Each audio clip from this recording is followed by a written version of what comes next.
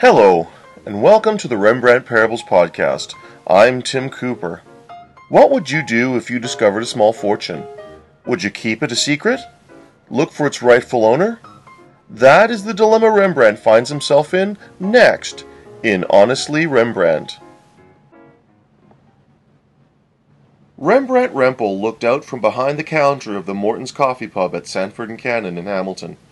He thought to himself how life never seemed to go according to plan. Rembrandt was a McMaster graduate with a bachelor's degree in modern history.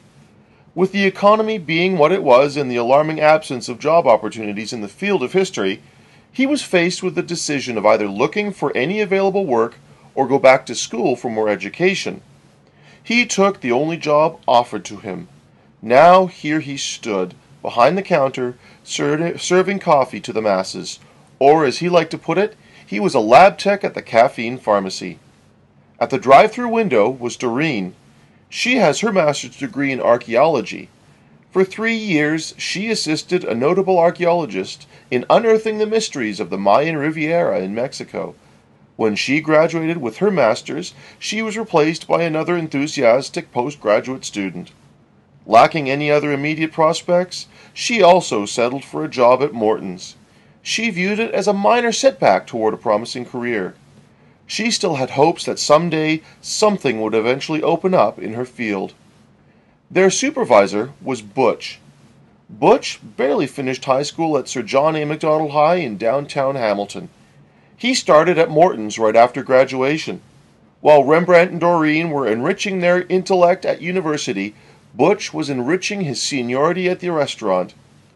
He held a latent bias against education and treated Doreen and Rembrandt with mild suspicion. Butch smoked heavily, and his brown supervisor's shirt and tie concealed tattooed sleeves of oriental dragons and a tribute to his mother on his right shoulder. Rembrandt and Doreen would never openly admit it, but they were intimidated by his rough exterior. Rembrandt didn't know exactly how his life would unfold, but if you asked him, he'd admit this isn't what he envisioned. He spent a lot of time thinking how so many things in life were beyond his control. He didn't choose his parents. For the most part, he had little say in his talents or interests. Much of the world around him behaved as though his presence didn't even matter. Waves of governments and fashions swirl around, often so relentlessly it's impossible to catch his breath. Considering how much of his life seemed to be at the whim of forces beyond his control, Rembrandt realized there were a few things he could control. Perhaps this was the reason he was so honest. Honesty was something he could control, and he pursued it with enthusiastic zeal. His unyielding commitment to this virtue occasionally created tension. If it were possible to be honest to a fault, then Rembrandt would find a way. One of the implications of his lifestyle choice was that he insisted on giving exact change. It bothered him knowing that he'd inadvertently ripped someone off. On one occasion, he chased a man half a block in the rain because he'd left without taking $1.54 change. The man had offered 4 large coffees, including 2 of those flavored cappuccinos that masquerade as real coffee. When Rembrandt caught up with the man and was informed that it was a tip, he returned to the restaurant soaked to the skin and embarrassed. Doreen and Butch met him at the front door. "It's called a tip," Doreen said. "Some people give it for good service." "Maybe that's why he doesn't know what it is," Butch added. Despite his zeal, only once did honesty explode into a display of indignation. Rembrandt used to work the drive-through window. As money passed back and forth hundreds of times each shift, inevitably something would fall to the ground between the building and the vehicles. Usually it was small change. Several times each shift, Rembrandt would gather it up and put it back in the till. It did, after all, belong to the restaurant. There was one regular customer who would open his door and pick up the loose change for himself. Every time he came to Rembrandt's window, he'd look for change. Rembrandt viewed it as stealing. He eventually reached the point when he could take it no longer. "Excuse me, sir. That money belongs to Morton's Coffee Pub," Rembrandt said, as politely as he could. "I don't see his name on it," the customer replied. I dropped it by accident. I'm going to pick it up later, Rembrandt said. The customer continued picking up the change. I'm saving you the trouble. Rembrandt saw red. The customer had ordered a large iced cappuccino with whipped cream. From across the restaurant, Butch watched in horror as Rembrandt removed the lid and calmly poured it all over the back of the customer's head as he reached for a stray nickel. From then on, Doreen was assigned to the drive-thru. One fateful day, Rembrandt was working on the front register. A street person entered the restaurant wearing ratty clothes, carrying a SpongeBob SquarePants backpack. The only reason he was memorable to anyone working that morning was that Rembrandt forgot to give him a quarter back for his coffee. "Sir," Rembrandt said as he approached the man. The homeless man was hunched over his coffee, warming his hands against the side of the paper cup. "I forgot to give you your quarter." The man looked back with surprise and slowly reached for the coin. "Thank you," he said. He placed the backpack on the seat next to the door and sat facing the window, watching the world go by. Rembrandt didn't notice the man again. The morning rush ebbed and flowed, and the staff struggled to keep up with the demand. When things slowed down, Rembrandt surveyed the restaurant. It bore the stains and trash of the morning rush.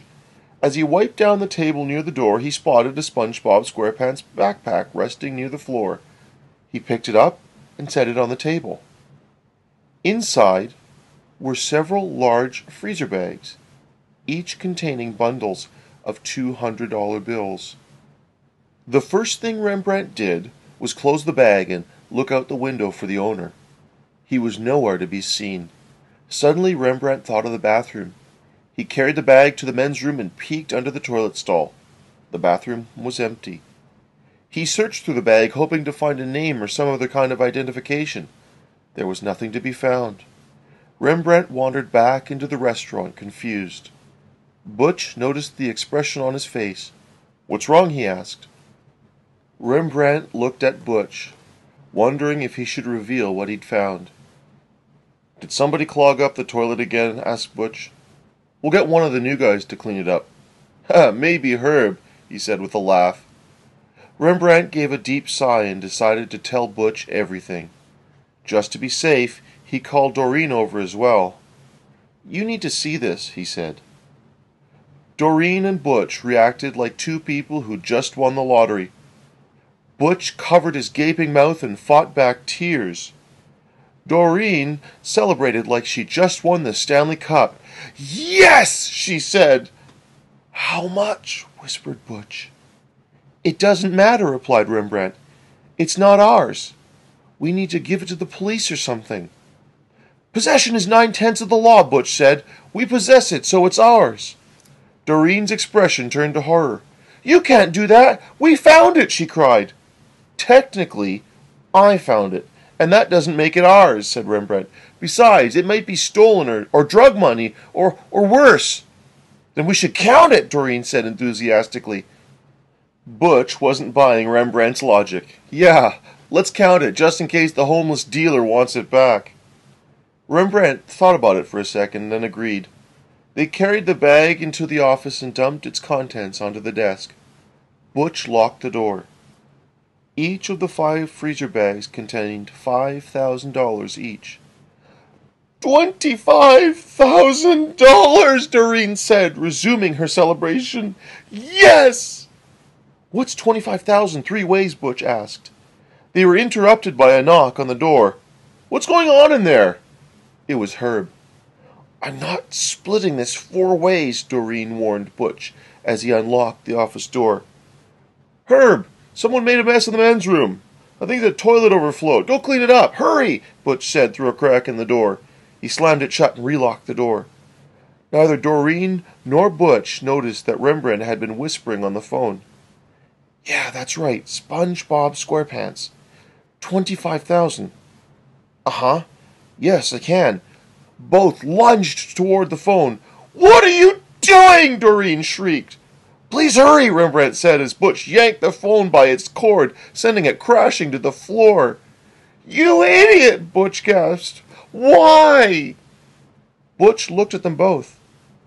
"Would you want me to take it if it were yours?" Butch dropped her head in anguish. "It could have been," she said. Herb was still knocking at the door. "Come on, guys! I know something's going on in there. Let me in!" The police came and took the money away. As it turned out, a name tag was stitched inside the right front pocket of the bag. The SpongeBob SquarePants backpack with its contents were reunited with its rightful owner. The money belonged to a day trader who lost his fortune in the economic collapse. The crash ruined his career, his family, and pushed him over the emotional edge. He spent his life wandering the streets carrying what was left of his estate in that backpack. The local media caught the story and made Rembrandt, Doreen, and Butch local celebrities. They were branded by the local paper as the most honest people in Hamilton. All too quickly, the spotlight of fame faded, and the normal routine of life resumed. When it was all over, Butch came over to Rembrandt and confessed, "You know, if it were me, I'd have wanted the money back too. You very may well be the most honest person in Hamilton, all right." It took Doreen a little longer to get over it. Eventually, she too admitted that returning the bag was the right thing to do. A few weeks later, Rembrandt found himself behind the counter, reflecting on how life hadn't turned out as he expected. Sure, he wasn't doing what he'd hoped he would, and perhaps Morton's Coffee Pub wasn't his second choice either. Some things were just beyond his control, but certain things were. Those things would say more about him than any job he had, or car he drove, or degree he earned. Rembrandt Rempel was trusted and respected. As it turned out, the most valuable thing Rembrandt owned was his name.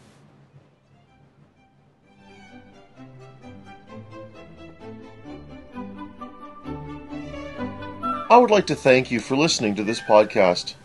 I hope you enjoyed listening to it as much as I did producing it. Please join me again for another Rembrandt Parable. Good day and God bless.